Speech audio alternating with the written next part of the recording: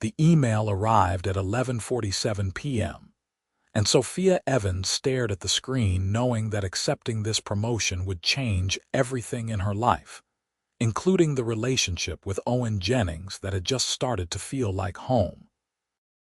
She had met Owen 4 months earlier at a charity gala in Manhattan, one of those glittering affairs where champagne flowed and networking was disguised as philanthropy. Sophia had been there representing her marketing firm, hoping to land new clients among the wealthy attendees. She had worn a navy dress that made her feel confident without trying too hard, and she had promised herself she would only stay for 2 hours before heading home to her apartment in Brooklyn. Owen had approached her at the bar. He was tall, broad-shouldered, with dark hair that fell slightly across his forehead and eyes that seemed to take in everything at once. He ordered whiskey neat and asked if she was enjoying the evening with a directness that caught her off guard. "Honestly," Sophia had said, "I am now trying to figure out how long I need to stay before it is acceptable to leave." He laughed, a genuine sound that made something warm bloom in her chest. "I have been here for 3 hours already. I think I have paid my dues." "Then why are you still here?" "Good question." He had turned to face her fully, and she noticed the way his suit jacket fit perfectly across his shoulders. "Maybe I was waiting for someone interesting to talk to."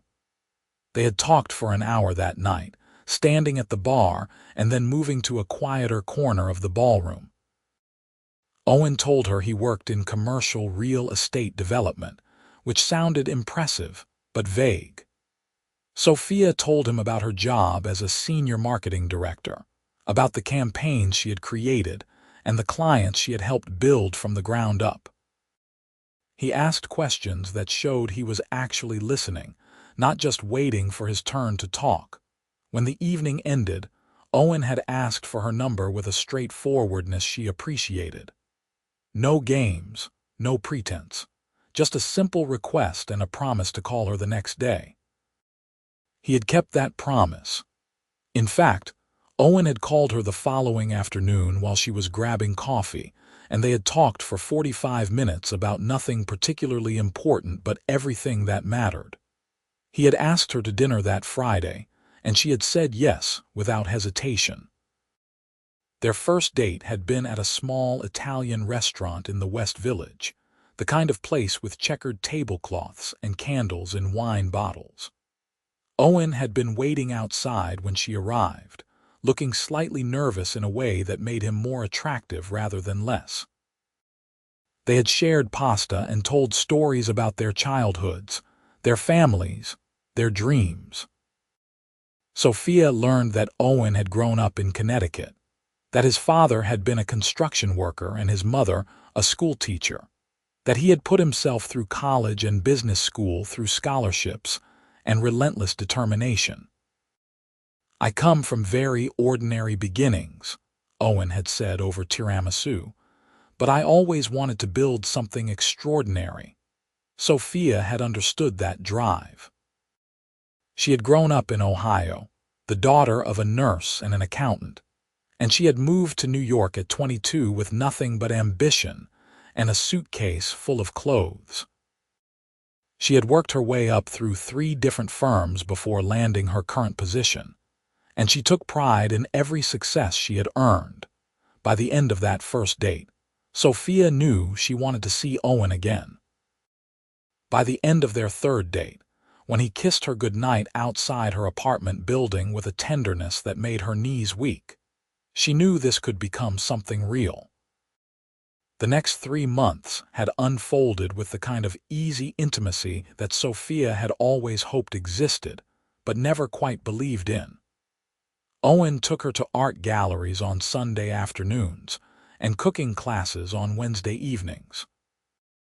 They explored different neighborhoods in the city, finding hidden restaurants and bookstores that became their special places. He introduced her to his business partner Marcus over brunch, and she introduced him to her best friend Rachel over drinks. What Sophia loved most about Owen was his presence. When he was with her, he was truly with her, not distracted by his phone or thinking about work. He asked about her day and remembered the details she mentioned. He showed up when he said he would, called when he promised to call, and treated her with a respect that felt both old-fashioned and refreshing. It was only after 2 months of dating that Sophia learned the full scope of Owen's success. She had known he was doing well in real estate, but she had not realized he owned one of the largest commercial development companies on the East Coast. She discovered it accidentally when Rachel Googled him one evening and pulled up articles about his latest project, a mixed-use development in Boston worth hundreds of millions of dollars. "Sophia, your boyfriend is a billionaire," Rachel had said, showing her the phone screen with wide eyes. Sophia had felt a strange mix of emotions. Surprise, certainly, but also a bit of confusion about why Owen had not mentioned it. When she asked him about it the next time they saw each other, Owen had looked almost embarrassed. "I should have told you," he said. They were sitting on her couch, her feet tucked under his leg in the casual intimacy they had developed. "I just liked that you saw me as a regular person, not as someone with money or status, just as Owen. You are just Owen to me," Sophia had said, and she meant it. The money did not change how she felt about him. If anything, it made her appreciate even more that he chose to spend his limited free time with her, that he valued their relationship enough to keep it private and protected from the scrutiny that apparently came with his level of wealth. Everything had been going so well. And then the email arrived. Sophia read it again, her coffee growing cold beside her laptop. The company was offering her a position as vice president of marketing for their new West Coast division. It was everything she had worked toward. A massive promotion with a salary that would double her current income and benefits that seemed almost too good to be true. The position would involve overseeing a team of 20 people, developing strategies for major clients, and building the division from the ground up. There was only one problem. The position was in San Francisco, and it started in 6 weeks. Sophia glanced at the time. It was nearly midnight, too late to call Owen, who had texted earlier to say he had back-to-back meetings until late. She stared at the email, her mind racing through possibilities and problems. Could she turn down an opportunity like this? Could she ask Owen to come with her when his entire business was based in New York? Could they maintain a relationship across 3,000 miles? She finally closed her laptop and went to bed, but sleep came slowly. Her mind kept circling back to Owen, to the way he smiled when he saw her, to the feeling of his hand in hers as they walked through the city, to the conversations that stretched late into the night about everything and nothing. The next morning, Sophia called her boss and asked for a few days to consider the offer. Then she texted Owen and asked if they could have dinner that evening. She needed to talk to him face to face, to see his reaction and figure out together what this meant for them. Owen arrived at her apartment at 7, carrying Thai takeout and looking tired but happy to see her. He kissed her hello, a long, slow kiss that made her temporarily forget about the decision weighing on her mind. "Long day?" she asked as they settled on the couch with their food. "Exhausting." 3 meetings that should have been emails and 1 email that should have been a meeting. He took a bite of pad thai and looked at her more carefully. "You seem stressed. What is going on?" Sophia took a deep breath. There was no point in delaying it. "I got offered a promotion yesterday." Vice President of Marketing. Owen's face lit up. "Sophia, that is incredible. Congratulations." He set down his food and pulled her into a hug. "I am so proud of you." "There is more," she said, her voice muffled against his shoulder. She pulled back to look at him. "The position is in San Francisco." The joy on his face shifted to something more complex. Understanding, concern, and something that looked like pain all flickered across his features before he managed to school his expression into neutrality. "San Francisco," he repeated. "When would you start?" "6 weeks, if I accept it." They sat in silence for a moment. Sophia watched Owen process the information, saw him working through the implications just as she had been doing since the email arrived. "Is this what you want?" Owen asked finally. "The job, I mean. Is it the right move for your career, honestly?" "Yes, it is everything I have been working toward, but it also means leaving New York, leaving you." Owen took her hand, lacing his fingers through hers. "Sophia, I care about you, a lot, more than I have cared about anyone in a very long time. But I do not want to be the reason you turn down an amazing opportunity. That would not be fair to you or to us." "What are you saying?" "I am saying we will figure it out. People do long-distance relationships all the time, right? We can make it work." Sophia felt tears prick at the corners of her eyes. "You really think so?" "I do. Look, I travel constantly for work anyway. I can come to San Francisco, you can come back to New York. We have video calls, texts, all the technology in the world to stay connected.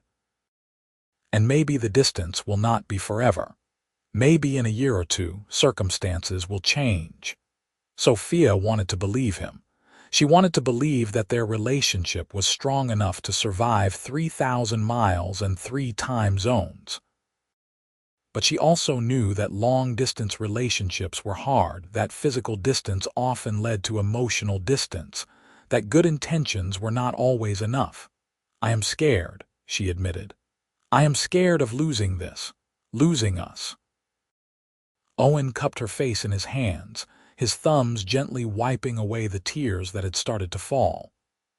"I am scared too, but I am more scared of you resenting me someday because you gave up your dreams. Take the job, Sophia. We will make this work. I promise." They held each other for a long time that night, the Thai food forgotten on the coffee table.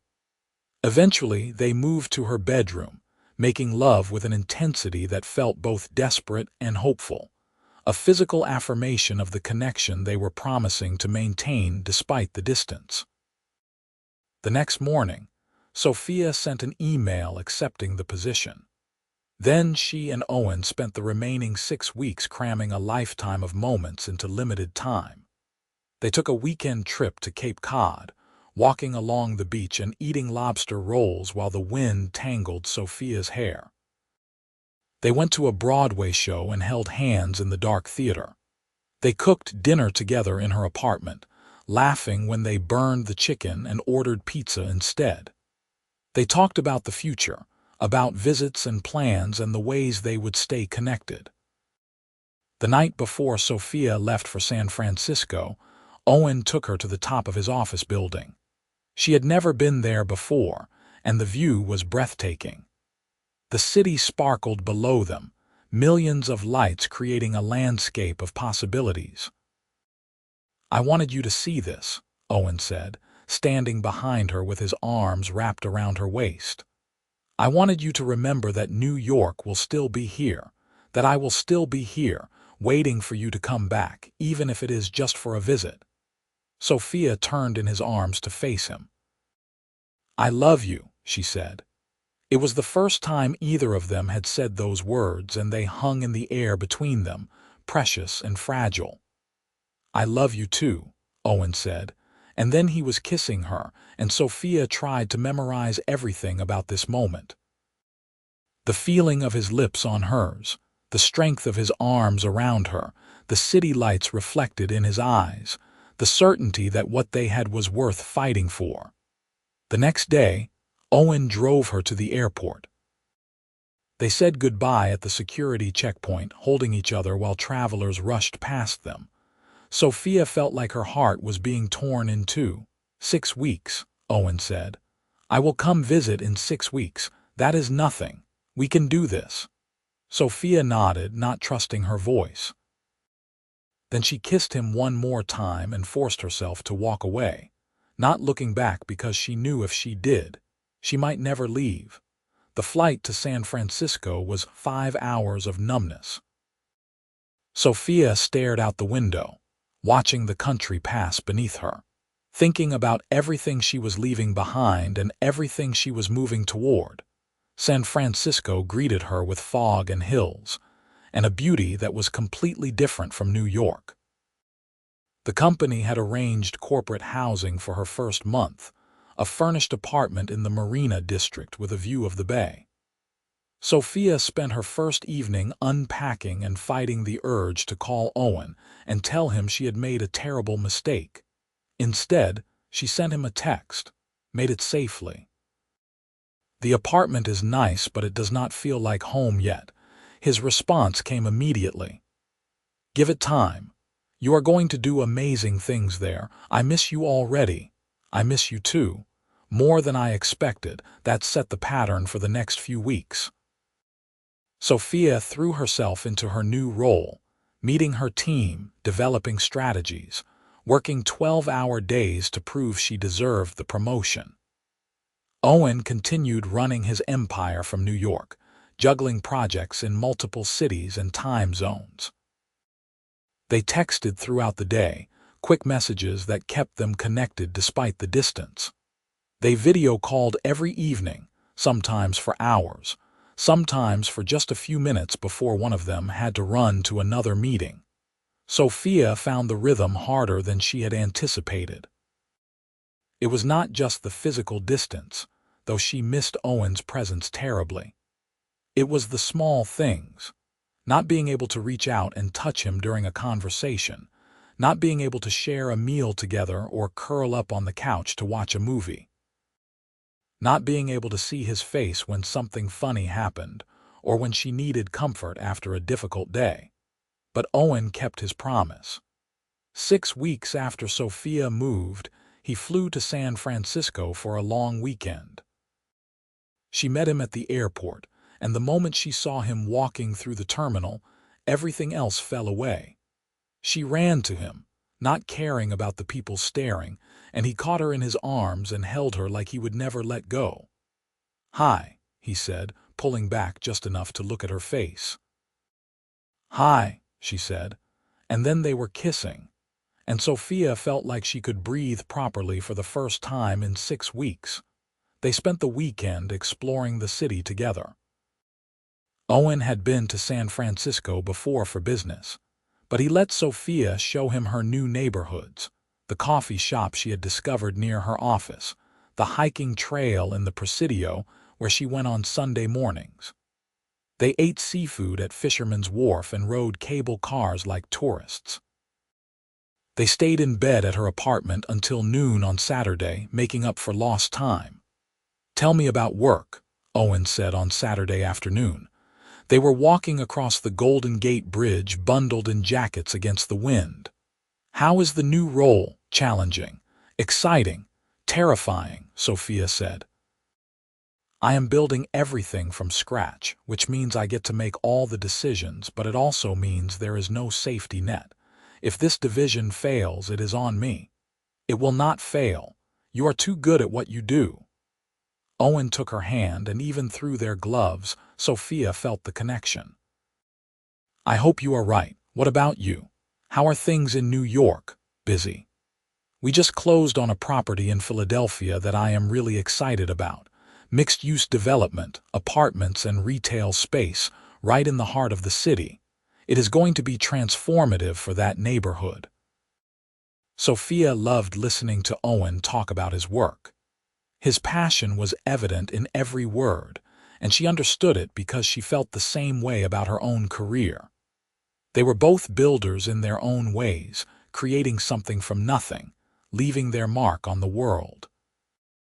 "I am proud of you," she said, "for everything you have built, for the person you are." Owen stopped walking and turned to face her, the bridge stretching out behind him and the bay glittering below. "I am proud of you too, and I know this is hard, being apart. But seeing you here, in your element, pursuing your dreams, it makes me sure we made the right choice. Even though we miss each other, even though we miss each other, Maybe even because we miss each other. It makes the time we do have together that much more precious. Sunday evening came too quickly. Sophia drove Owen to the airport, and saying goodbye was just as hard as it had been 6 weeks earlier. Harder, maybe, because now she knew exactly what she was missing. "When can you come to New York?" Owen asked as they stood in the departures area. "I am not sure. Work is so intense right now. Maybe in a month, Owen repeated. He kissed her forehead, her cheeks, her lips. "Okay, 1 month, we can do this." But a month turned into 6 weeks, turned into 2 months. Sophia's division was launching a major campaign, and she could not get away. Owen was traveling constantly for his own projects, and even when he had free time, their schedules did not align. They maintained their nightly video calls, but the calls got shorter as they both got busier. The texts became less frequent, more functional. "I miss you" turned into "How was your day" turned into "Can we talk later? I am in a meeting." Sophia told herself this was normal, that relationships took work, that the distance was temporary. But she felt the gap widening between them, not just the physical miles but something more intangible. She started to wonder if they were holding on to an idea of their relationship rather than the reality of it. It was Rachel who finally called her out on it. They were video chatting one evening when Sophia should have been on a call with Owen, but he had canceled because he had to work late. "You look miserable," Rachel said bluntly. "When was the last time you actually talked to Owen? Like really talked, not just texted about your schedules?" "We talk every day," Sophia said defensively. "Do you? Because from where I am sitting, it seems like you are both just going through the motions." The words stung because they were true. Sophia realized she could not remember the last time she and Owen had talked about anything deeper than work and logistics. They had stopped sharing the small details of their lives, the funny stories and random thoughts that had made their early relationship so rich. "I do not know what to do," Sophia admitted. "I love him, Rachel, but I do not know if love is enough when we are living completely separate lives. Have you told him how you feel?" "I do not want to add more pressure. He is dealing with so much at work, and I know he is trying his best." "Sophia, relationships require honesty. If you are struggling, he probably is too. Talk to him. Really talk to him." That night, when Owen called for their usual quick check-in, Sophia took a deep breath and interrupted his story about a difficult client meeting. "Owen, can we talk? Really talk?" There was a pause on the other end of the line. "Of course. What is on your mind?" "This. Us. I feel like we are drifting apart and I do not know how to stop it." She saw Owen's expression shift on the video screen, saw him really look at her for the first time in weeks. "I feel it too," he admitted. "I have been trying to ignore it, hoping it would get better, but you are right. We need to talk about this." They talked for 3 hours that night, the longest conversation they had had since Sophia moved. They were honest about the difficulties, about the loneliness and frustration, about the fear that they were losing each other despite their best intentions. But they were also honest about their feelings, about the fact that they still loved each other and wanted to make the relationship work. "I think we need to be more intentional," Owen said, "about staying connected, about making time for each other even when it is hard. I have been letting work take over everything, and that is not fair to you or to us." "I have been doing the same thing," Sophia admitted. "I have been using work as a distraction because it is easier than dealing with how much I miss you. What if we set a regular schedule? Like every Sunday evening, that is our time. No meetings, no distractions, just us. And we commit to visiting each other at least once a month, no matter how busy we are." "I would like that. I need that." They hung up that night with a renewed sense of commitment, and true to his word, Owen showed up differently after that conversation. He started sending her good morning texts again, little messages that showed he was thinking about her throughout the day. He blocked off Sunday evenings on his calendar and called her at the same time every week for long, meaningful conversations. He booked a flight to San Francisco for the following month and actually showed up, despite a crisis at work that he delegated to his team instead of handling himself. Sophia matched his effort. She flew to New York for a long weekend, taking time off work even though her boss was not happy about it. She started a shared photo album where she posted pictures of her daily life, the sunset over the bay, the new restaurant she tried, the book she was reading. She made Owen a priority instead of an afterthought. Slowly, the distance started to feel less daunting. They developed rituals that kept them connected. Every morning, Sophia would send Owen a photo of her coffee with a caption about what she was looking forward to that day. Every evening, Owen would send her a voice message recapping his day, his voice a familiar comfort in her San Francisco apartment. On Sundays, they would watch the same movie at the same time, 3,000 miles apart but together in spirit, texting commentary and jokes throughout. 6 months into the long distance, Sophia realized something unexpected. She felt closer to Owen than she had when they lived in the same city. The distance had forced them to communicate more deliberately, to be more thoughtful about how they spent their time together. They could not take each other for granted or let their relationship coast on physical proximity. Every conversation mattered. Every visit was precious. "I never expected this," Sophia said one Sunday evening. They were on their weekly call, and Owen was in his apartment in New York while she was curled up on her couch in San Francisco. "I never expected that being apart would actually make us stronger." "I know what you mean," Owen said. "I think about you constantly. And when we are together, I am so present, so grateful for every moment in a way I was not always before.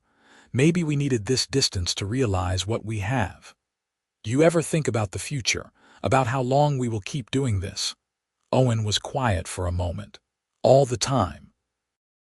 I am actually working on something that might change things." I was not going to say anything until it was more concrete, but I have been exploring opening an office in San Francisco. My company has been looking to expand on the West Coast anyway, and there is a lot of opportunity there. Sophia's heart jumped. "Really? You would move here?" "I would not move permanently, at least not at first, but I could split my time between New York and San Francisco, maybe spend 2 weeks here and 2 weeks there. It would mean we could see each other more often, be part of each other's daily lives again." "Owen, that would be incredible, but I do not want you to uproot your whole life for me." "It is not just for you, though that is definitely a major factor. It is a smart business move. And honestly, Sophia, you are my priority. I have spent the last 6 months missing you, wishing I could be there for you in person. If I can make that happen and grow my business at the same time, why would I not do that?" They talked late into the night about possibilities and plans. Owen explained that he was looking at office space in San Francisco, that he had already started identifying potential projects on the West Coast, that his business partner Marcus was supportive of the expansion. It would take time to set up, probably another 3 or 4 months, but it gave them something to look forward to, a light at the end of the long-distance tunnel. The next few months felt different. Knowing that the distance had an end date made it more bearable. Sophia focused on her work, and her division started to see real success. They landed several major clients, and her boss praised her leadership and vision. Owen made progress on the San Francisco office, and he started spending long weekends there, working remotely and staying with Sophia. It was during one of those weekends that everything shifted again. Owen arrived on a Friday evening in early spring, almost a year after Sophia had moved to San Francisco. They had dinner at a restaurant overlooking the water, and afterward they walked along the marina, hand in hand. "I have news," Owen said. "The San Francisco office is ready. We are opening officially next month, and I am going to be spending at least half my time here." Sophia stopped walking and turned to face him, her eyes wide. "That is amazing. Owen, this is really happening." "It is. And I have another question to ask you." Owen reached into his jacket pocket and pulled out a small velvet box. Sophia's breath caught in her throat. "Sophia Evans, this last year has been the hardest and most meaningful year of my life. The distance between us showed me how much you mean to me, how much I am willing to change and sacrifice to be with you. You are my partner, my best friend, the person I want to build a life with. I do not want to just split my time between cities anymore. I want to build a home with you wherever that is. Will you marry me?" Sophia felt tears streaming down her face. Through her blurred vision, she saw Owen open the box to reveal a stunning ring, a simple diamond that caught the light from the street lamps. "Yes," she said, her voice breaking. "Yes, yes, yes." Owen slipped the ring onto her finger and then pulled her into his arms, kissing her as the bay breeze swirled around them and people walking by applauded. Sophia felt like her heart might burst from happiness. "I love you," she said against his lips. "I love you so much." "I love you too. And I promise you, every day is going to be an adventure. The distance is over. We are going to be together now." They went back to Sophia's apartment that night and called their families to share the news. Rachel screamed so loudly on the phone that Owen could hear her from across the room. Owen's mother cried happy tears and immediately started asking about wedding plans. Marcus sent a text saying, "About time," followed by multiple congratulatory emojis. Over the next few months, everything fell into place with a rightness that felt almost surreal. Owen officially moved to San Francisco, keeping his New York apartment for when he needed to be on the East Coast, but making California his primary base. He and Sophia found a house together in Pacific Heights, a beautiful Victorian with bay windows and a garden where they could imagine raising a family someday. The wedding took place the following fall in Napa Valley, surrounded by vineyards and friends and family who had supported them through the long-distance year. Sophia wore a simple, elegant dress, and Owen could not stop staring at her as she walked down the aisle. When they exchanged vows, they both referenced the distance they had overcome, the miles that had tested them and ultimately made their bond unbreakable. "I promise to always choose you," Sophia said, her voice steady despite the emotion welling in her chest. "Distance or not, hard times or easy, I will always choose us." "I promise to show up for you every single day," Owen said. "To be present, to communicate, to never take what we have for granted. You are my home, Sophia. Wherever you are, that is where I want to be." They kissed as husband and wife. And in that moment, Sophia thought about the email that had arrived over a year ago, the decision that had seemed impossible at the time. Moving to San Francisco had been terrifying, and the distance had been harder than she could have imagined. But it had also shown her what real love looked like. Love that did not give up when things got difficult. Love that adapted and grew and found new ways to thrive despite obstacles. Love that became stronger through the very challenges that could have torn it apart. At the reception, Owen gave a toast that made everyone laugh and cry. "When Sophia told me she was moving to San Francisco, I was scared," he admitted. "I thought long distance would be the end of us, but it turned out to be the making of us. The miles between us forced us to communicate better, to be more intentional, to really understand what we meant to each other. So here is to distance, for teaching us that love is not about proximity. It is about commitment, effort, and choosing each other every single day." Sophia raised her glass, her eyes meeting Owen's across the room.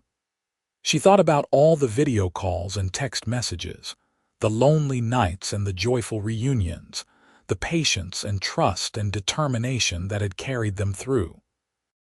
She thought about how easy it would have been to give up, to decide the distance was too much, to let their relationship become another casualty of circumstance. But they had not given up. They had fought for what they wanted, and now they were standing here, married and building a life together in a city they both loved. 2 years later, Sophia and Owen stood in the nursery of their Pacific Heights home, painting the walls a soft yellow. Sophia was 6 months pregnant with their daughter, and Owen could not stop making jokes about his subpar painting skills. "You built skyscrapers," Sophia said, laughing at the uneven paint stroke he had just made. "How are you bad at painting a wall?" "I pay other people to paint walls," Owen said. "This is outside my skill set." They had both cut back on their work hours as they prepared for parenthood. Sophia had been promoted to chief marketing officer for the entire company, overseeing both coasts, which gave her more flexibility and control over her schedule. Owen had successfully expanded his business to include major projects throughout California, but he had also learned to delegate more, trusting his team to handle the day-to-day operations while he focused on strategic vision and, increasingly, on his family. "I was thinking," Owen said, setting down his paintbrush, "about that year we spent apart. What about it? I am grateful for it. Is that weird to say? It was one of the hardest years of my life, but it taught me so much. About you, about me, about what matters." Sophia moved closer to him, as close as her growing belly would allow, and Owen wrapped his arms around her. "I am grateful for it too. I think if we had not gone through that, we would not be as solid as we are now. We learned how to communicate, how to trust each other, how to maintain connection even when everything was working against us. And now we never have to do it again." "Now we never have to do it again," Sophia agreed, kissing him softly. Their daughter, Emma Grace Jennings, was born on a sunny April morning. Owen held Sophia's hand through the entire labor, and when the doctor placed Emma in Sophia's arms, they both cried at the miracle of this tiny person they had created together. Owen kissed Sophia's forehead and whispered, "You are incredible. Thank you for this gift." Emma had Sophia's eyes and Owen's dark hair, and she was loved beyond measure from her first breath. Rachel flew in from New York to meet her goddaughter and brought enough baby clothes to fill an entire closet. Owen's parents drove up from their retirement community in San Diego and stayed for a week, Owen's mother teaching Sophia every baby trick she had learned raising her own children. Life settled into a new rhythm.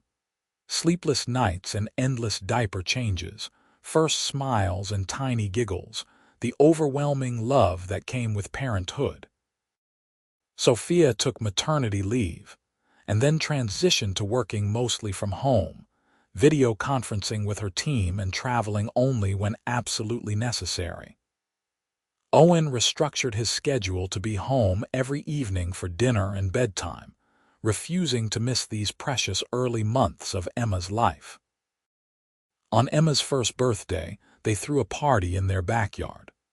Friends and family gathered to celebrate, and as Sophia watched Owen holding their daughter, helping her smash her birthday cake with her chubby little hands, she felt a completeness that she had never known was possible. That evening, after all the guests had left and Emma was asleep in her crib, Sophia and Owen sat on their back porch, watching the sun set over the city. "You ever think about where we would be if I had not taken that job?" Sophia asked. "If I had stayed in New York?" Owen considered the question. "Sometimes. I think we would have been happy. We had something special even then, but I do not think we would have this." He gestured around them, encompassing their home, their daughter sleeping upstairs, the life they had built together. The distance forced us to grow in ways we would not have otherwise. It made us prove our love to each other and to ourselves.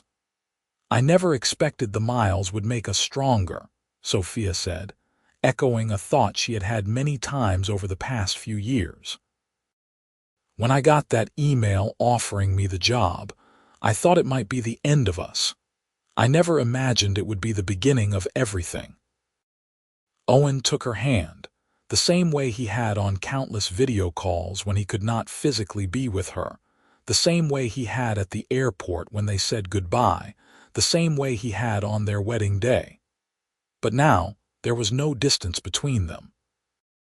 Now they were sitting side by side, connected not just by love, but by the shared history of overcoming every obstacle to be together. "You know what I learned," Owen said. "Love is not about never being apart. It is about finding your way back to each other no matter what. And we did that. Every single day for that entire year, we chose each other. We fought for us. And now we get to reap the rewards of that fight." Sophia leaned her head on his shoulder, feeling the solid warmth of him beside her. She thought about the long-distance calls and the lonely nights, the expensive plane tickets and the time zone calculations, the patience and faith and determination it had required to maintain their relationship across 3,000 miles. At the time, it had felt like a test, a challenge that might break them. But looking back, she could see it for what it really was, a foundation. They had built their love on communication and trust, on intentionality and commitment, on the absolute certainty that what they had was worth fighting for. And that foundation had proven strong enough to support everything that came after. Marriage, a home, a child, a future full of possibilities. "I love you," Sophia said. "Thank you for not giving up on us." "Never," Owen said. "I would cross any distance for you. I would do it all again in a heartbeat." They sat together as the stars began to appear in the darkening sky.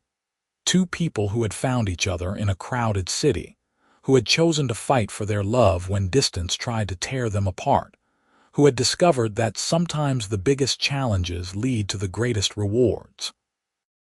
The miles between San Francisco and New York had seemed insurmountable once, but they had crossed them, together in spirit even when they were apart in body, until the day came when they could finally stop crossing them and simply be. Years later, when Emma was old enough to understand, they would tell her the story of how they fell in love and then spent a year 3,000 miles apart. They would tell her about the video calls and the care packages, the visits and the goodbyes, the determination and the hope that carried them through. And they would tell her that distance is not the enemy of love. Fear is. Giving up is. But distance itself can be a gift, a way to test and prove and strengthen a connection until it becomes unbreakable. Emma would grow up in a home filled with love, watching her parents navigate life as true partners. She would see them communicate with honesty and respect, prioritize their relationship even amidst the chaos of work and family life, choose each other every single day. And she would learn that real love is not easy or simple. It requires effort and sacrifice and unwavering commitment. But when you find the right person, when you build a foundation strong enough to weather any storm, that effort is not a burden. It is a privilege. Sophia and Owen's story became one they told at dinner parties, a favorite among their friends and family. How could it not be? It was a love story that defied expectations, that proved distance was no match for determination, that showed love could not just survive challenges but be transformed by them. They had taken what could have been an ending and turned it into a beginning. They had looked at 3,000 miles and said, "Not today, not us. We are going to make this work." And they had. Against the odds and despite the difficulty, they had made it work. They had maintained and nurtured and fought for their relationship, until the distance was no longer a barrier but a memory, a chapter in their story that made everything that came after more meaningful. On their 5th wedding anniversary, Owen surprised Sophia with a trip back to New York. They walked through the neighborhoods they had explored when they were first dating, visited the Italian restaurant where they had their first date, stood at the top of Owen's office building where he had told her he loved her for the first time. Everything looked the same, but they were different. Not just older, but deeper, more connected, more certain of what they had. "I am glad we started here," Sophia said, looking out at the city lights. "But I'm even more glad we built our life somewhere else.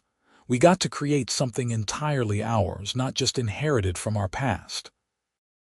"San Francisco is home," Owen agreed. "But New York will always be special. It is where I met you, where I fell in love with you, where I said goodbye to you and wondered if I was making the biggest mistake of my life." It was not a mistake. No, it was not.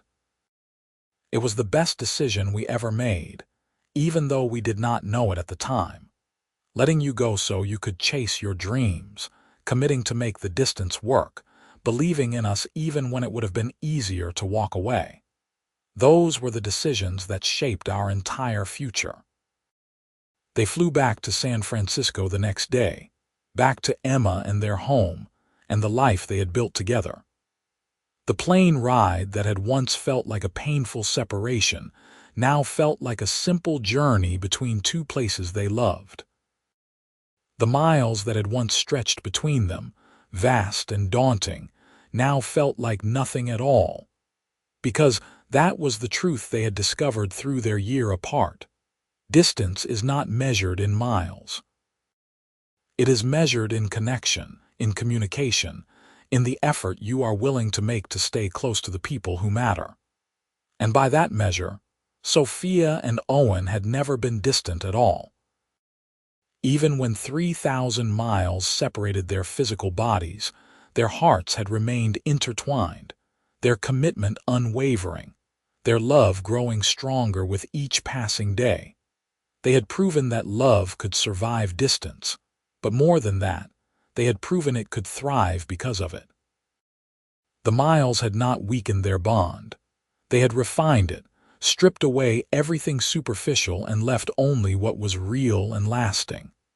They had been tested and had passed that test with flying colors.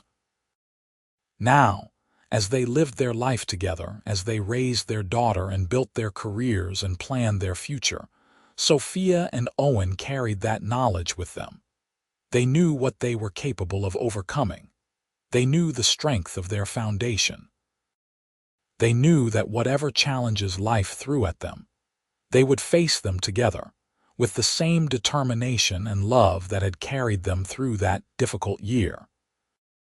And on quiet evenings, when Emma was asleep and they had a moment to themselves, they would sometimes talk about those long-distance days, not with sadness or regret, but with gratitude.